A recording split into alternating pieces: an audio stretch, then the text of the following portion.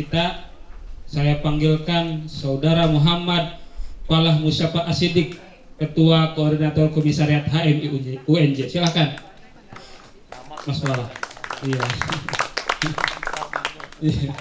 Selanjutnya yang ketiga ya, panelis kita yaitu ada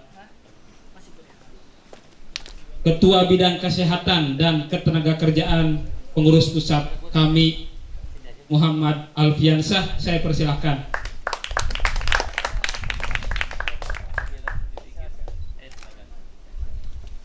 Selanjutnya ada Saudara Diki Rafela, Ketua Komisariat PMI Unindra. Saya persilahkan untuk maju ke depan.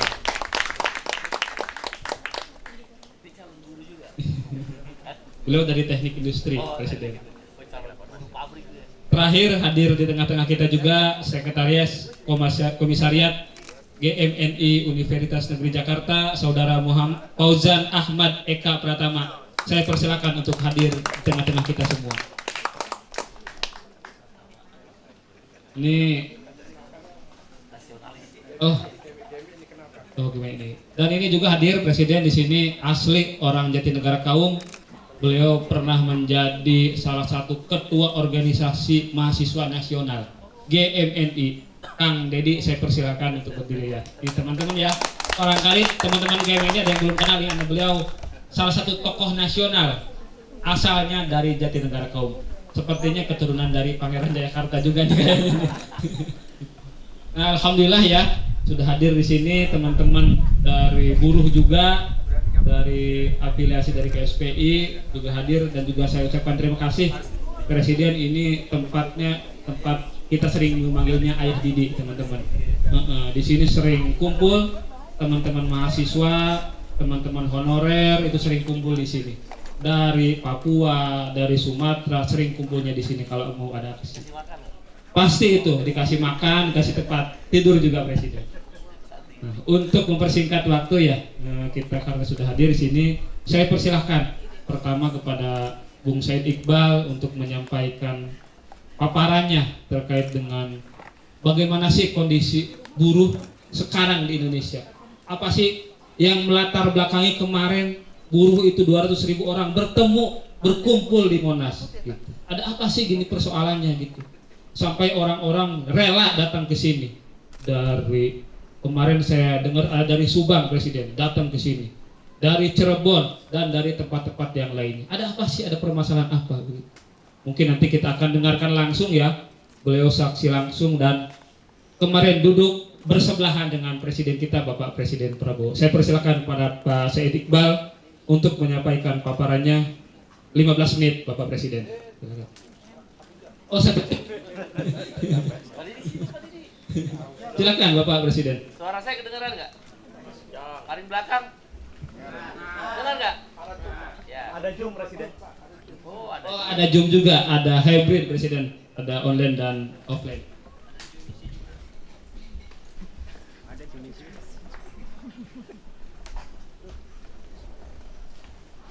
Bismillahirrahmanirrahim. Assalamualaikum warahmatullahi wabarakatuh. Waalaikumsalam. Salam, Om Swastiastu, Nama Budaya, salam kebajikan sesuai doa dan salam agama kita masing-masing. Pak Didi dan seluruh pengurus FPTHSI, susah banget Pak Didi ya, FPTHSI di seluruh Indonesia dan di pimpinan pusat, kawan-kawan organisasi kemahasiswaan, terima kasih telah hadir. Kawan-kawan mahasiswa, buruh, saya asal tadi ada Aldi, mana Aldi? Aldi wakil presidennya Partai Buruh. Jadi kalau berkuasa nanti harus benar seperti ini. Kami memang mencari waktu itu siapa saja pemuda yang mau jadi wakil presiden sebenarnya. Mula Aldi dan semua undangan yang hadir pada hari ini. Satu penelitian di Italia antara Italia Utara dan Italia Selatan. Di Italia Utara demokrasinya itu hidup, ya. Nilai-nilai demokrasi hidup, infrastruktur demokrasinya hidup, dan kesejahteraannya bagus. Di Italia Selatan dalam penelitian itu demokrasinya dikuasai oleh mafia. Sisilia kita kenal dengan film Godfather. Itu kalau mafia-mafia di Eropa dan Amerika pasti dari Sisilia yang paling berkuasa. Demokrasinya dikuasai oleh klan-klan. Ya kalau di Banten ada Ratu Atut, ya, atau di Bojonegoro yang sempat di sejarah klan, atau di Filipina. Nah, Filipina itu klan Asia, ya, Mendoza, siapa lagi lah macam-macam, Marcos.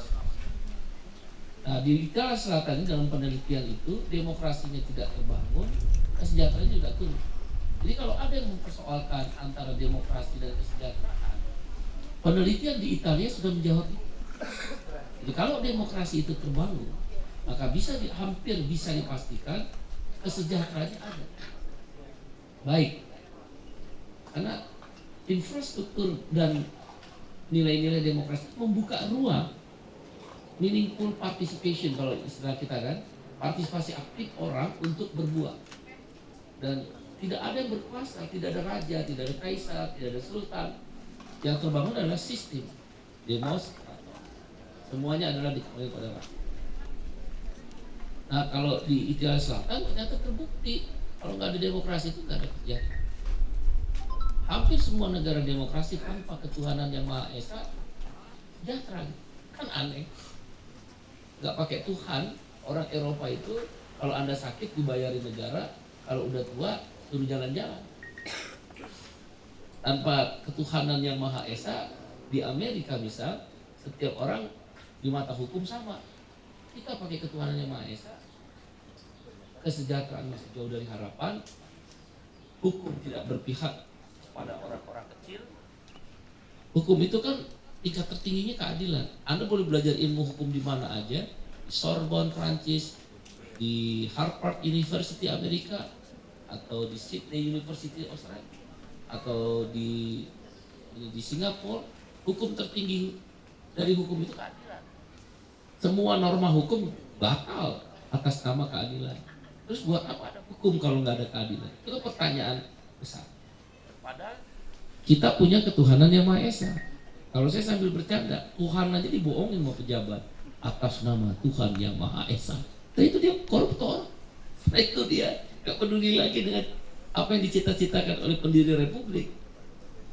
Tuhan aja dia bohongin, apalagi rakyat. Jadi jangan kaget kalau itu terjadi. Nah, tugas kita sebagai terutama anak muda ya, generasi berikutnya, memastikan agar demokrasi itu terbangun. Karena kalau demokrasi berjalan, kesejahteraan harusnya ada.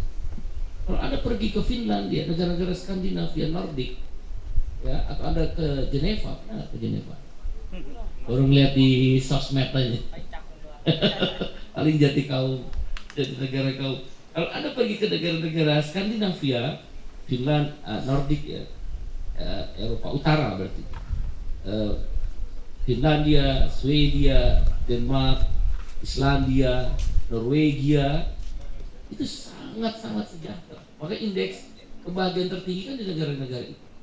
Kalau Anda pergi ke Geneva, satu kartu itu untuk semua sistem transportasi dan murah sekali, bersih, tepat waktu, nggak ada istilah telat. Ada penumpang 3 juga tetap jalan naik busnya dari Kornavin. Kornavin itu kayak kita apa ya? Gambir kali ya, stasiun Gambir dulu, lapangan Banteng, stasiun pusat. Mau naik kereta, mau naik tram, mau naik. Betapa rakyat itu ditempatkan pada posisi yang bermartabat. Padahal kita punya kemanusiaan yang adil dan tapi masih ada orang tinggal di kolong jembatan, masih ada orang meringkuk di gerobak, apa itu, gerobak pemulung, hanya untuk bertahan hidup. Saya pergi ke Bandung, ke Semarang, ke Surabaya, ke Makassar, masih ada tukang becak tidur di becak. Saya tanya, Pak, kenapa tidur di becak? Kalau saya tidur masih kalau saya tidur di kontrakan, ya berarti saya nggak bisa bawa pulang uang ke rumah. Itu depan mata kan. Atau kita lihat nenek-nenek dalam pemberitaan 3 hari berturut-turut sudah meninggal, ditangisi cucunya tapi mati. Ada belatung baru kecium bau, tetangganya aja enggak. Nah, Ini yang kita gugah tentang KM. Saya bukan aktivis ya, saya itu bukan aktivis. Saya itu orang biasa di sekolah yang nama almarhumah ibu saya dan bapak saya. Semoga Allah terima di dalam surganya, yang paling saya hormati di dunia itu. Saya itu orang biasa aja sekolah, memang juara kelas terus. Belajar enggak, bawa buku aja satu dari mulai SMP. Recording in progress. Jadi saya tidak pernah bersinggungan dengan yang namanya aktivis, senior, akanda, nggak ada, gitu-gitu nggak ada. Apa adinda nggak ada. Saya belajar, keluar dari Politeknik UI, saya kuliah lagi S1 di mana nih? Di Jayabaya, Teknik Mesin. Kemudian saya sekolah S2 di Ekonomi UI dan saya mau S3-nya di Politik. Jadi macam-macam pasti biar kita ngerti mana yang bohong-bohong itu. Saya belajar terus S2 itu saya pengen tahu kok kapitalisasi modal itu kuat banget. Buruh kok dipinggirkan. Cita-cita belajar bukan mau dapat gelar, enggak. Pengen dapat itu aja. Pengetahuan yang bisa melawan. Pakai teori mereka, tapi kita balikin cara berpikir mereka. Nah, kalau Anda lihat, kenapa saya berjuang mewakili kaum-kaum buruh? Kenapa saya bilang jaminan sosial? Emang itu kok yang kita cari. Kamu pintar nggak pernah mikirin itu. Saya ingat benar ketika kami para buruh KSPI yang motori dan kawan-kawan yang lain membentuk komite aksi jaminan sosial di depan DPR. Saya sampaikan. Saya baru pulang dari Jerman, keliling beberapa negara bagian Jerman. Terus saya diundang jadi pembicara di Finlandia sama di Helsinki ya. Kemudian satu lagi di Copenhagen di Denmark. Oh ini orang sejahtera gitu. Padahal ini negara-negara kecil, nggak punya kekayaan alam yang melimpah, nggak punya tanah yang punya 2 musim. Kok dia bisa sejahtera dan kaya? Begitu pulang ke Indonesia, ada satu tulisan di Kompas memberitakan seorang bapak bawa anak yang udah mati di KRL di Jakarta mau pulang ke Bogor. Di Bogor ditolak untuk memakamkan anaknya. Kan saya ceritain tuh Pak Didi di buku itu kan, BPJS dan pusat kekuasaan. Ditolak karena dia miskin, pemulung bapaknya. Dia balik lagi ke Jakarta, naik KRL lagi, diceritakan oleh Kompas begitu. Terus ditolak lagi karena dia miskin. Ketika pidato atau menyampaikan pandangan ketika komite aksi jaminan sosial Pak AJS yang kebetulan saya diminta untuk jadi sekjennya waktu itu, saya bilang aja sederhana, tuan-tuan dan puan-puan, kalau Anda mati 1 miliar tanah di San Diego, minimal 300 juta anak di pemakaman yang bagus-bagus. Tapi ada seorang rakyat Indonesia, dia di KRL membawa anaknya yang mati. Dia bagaikan anjing yang di ujung gang. Saya pakai kata yang sarkasme. Anjing di ujung gang saja tuan-tuan dan puan-puan kita kubur kalau kita lihat dengan baik-baik. Atau kita melindas kucing, kita kubur dengan baik. Ada anak manusia, dia diperlakukan lebih rendah dari anjing. Di mana hati tuan-tuan dan puan? Itulah kemudian keluar BPJS. Saya kaget di Jerman itu. Ada jaminan kesehatan seluruh rakyat. Bagaimana orang Indonesia sebelum ada BPJS ditolak berobat. Itu hikmatnya kaum buruh, saudara.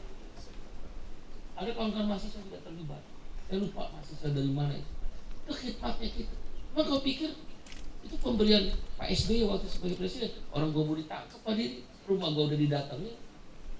Kan kita tuntut itu presiden, wakil presiden Pak Budiono, ketua DPR Marzuki Ali, dan 8 menteri.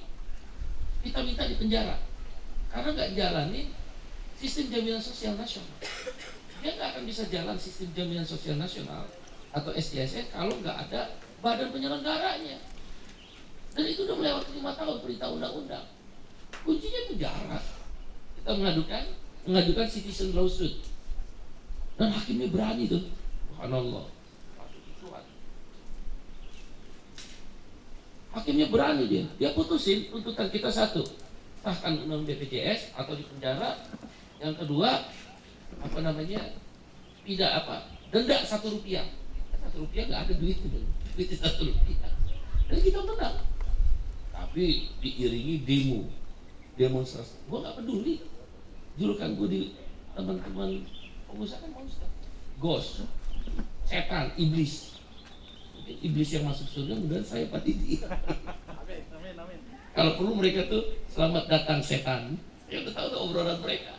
Pokoknya jangan berurusan sama si Iqbal aja. Ini buat kalau saya minta ngomong saya, maaf ya, bermaksud meninggikan diri atau sombong.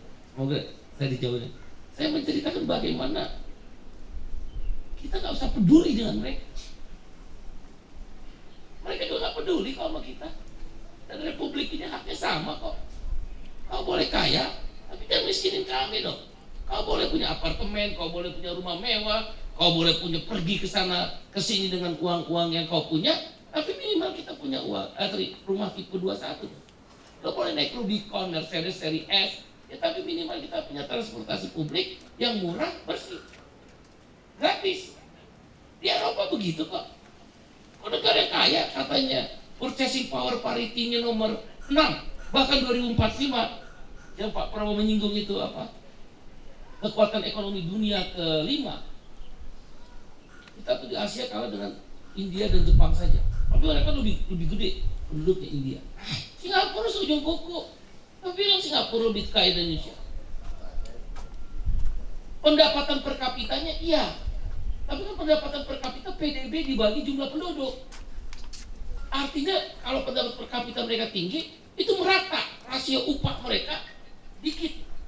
Kalau kita pendapatan per kapitanya kan numpuk di orang kaya.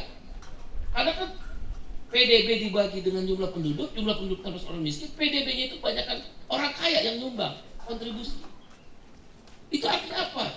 Gini indeks kita tinggi. Gini indeks itu Gini rasio, ngukur pendapatan tertinggi, pendapatan terendah. Kalau Gini rasionya makin tinggi, boleh kan ngomong ini Pak Didi, kan mahasiswa.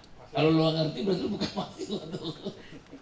Gini, jadi ketika kita bicara economic growth, pertumbuhan ekonomi, secara bersamaan serikat buruh harus ngomong Gini rasio. Kemana distribusi pertumbuhan ekonomi? Jangan-jangan aja diikuti orang kaya. Maka diukuran namanya ilmu ekonomi Gini rasio, Gini indeks. Kalau Gini rasionya makin tinggi, itu berarti yang kaya makin kaya, yang miskin makin miskin. Itu yang menjelaskan kenapa apartemen banyak dibangun, mall banyak dibangun, tapi upah minimum rendah. Bapak ibu lo menganggap tuh ngudain. Saya ingat banget. Bila saya kalau bawa uang jajan dikasih almarhum, aduh, ingat ibu tuh sedih. Ingat banget. Saya dikasih uang jajan, pilih. Kalau kamu sampai UI makan siang, berarti kamu pulang di UI sampai Depok itu sampai Pasar Minggu, dari Pasar Minggu jalan kaki ke Cililitan. Itu kok biasa. Tapi kalau mau Pasar Minggu sampai Cililitan nggak jalan kaki, nggak makan siang. Tahu nggak mereka tuh orang kaya itu kayak begitu? Ini republik kan sama. Itu yang kita gugat. Kenapa ekonomi tumbuh itu? Gini rasio juga tumbuh.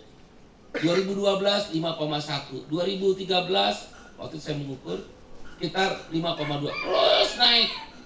Tapi Gini rasio naik terus. Loh, berarti pertumbuhan itu dinikmati orang kaya. Itu kenapa serikat buruh menghantam upah dan jaminan sosial. Cara orang kaya ngambil kekayaan Indonesia, pinjam di bank. Coba lo pinjam di bank. Muka lo, muka gue, kagak ada. Coba engkau itu, bukan saya rasis. Gelar karpet merah. Koruptor itu. Karena akses mereka untuk mendapatkan tambang, kelapa sawit, bisnis manufaktur, dan lain sebagainya lebih mudah dan dibantu oleh bank. Emang berpikir uang mereka dari mana PIK 2 bisa dibangun triliun-triliunan? Uang bank. Itu caranya, jangan marah. Jangan marah. Cara kita, saya belajar di Eropa, di Jerman, dan di Skandinavia. Cara kita rakyat, Brother Iqbal kata mereka, mengambil kekayaan dua, upah, jaminan sosial. Dengan upah yang layak, jangan tinggi. Karena kalau tinggi dia hiperinflasi. Naik upah tinggi, dulu kita ingat kalau Pak hari-hari omong kosong itu, Pak Harmoko, Itu guru besarnya Pak Didi itu saya rasa. Di UNJ kan selalu harga cabai sekian, harga beras sekian. Dia perlu umumkan itu. Cara kita begitu diumumkan, maka harga barang naik, tiba-tiba beras naik, ini naik. Kalau upah terlalu tinggi, itu terjadi hiperinflasi. Tapi upah layak, kalau dalam ILO, saya kebetulan ILO Governing Body, saya pengurus pusat Badan PBB.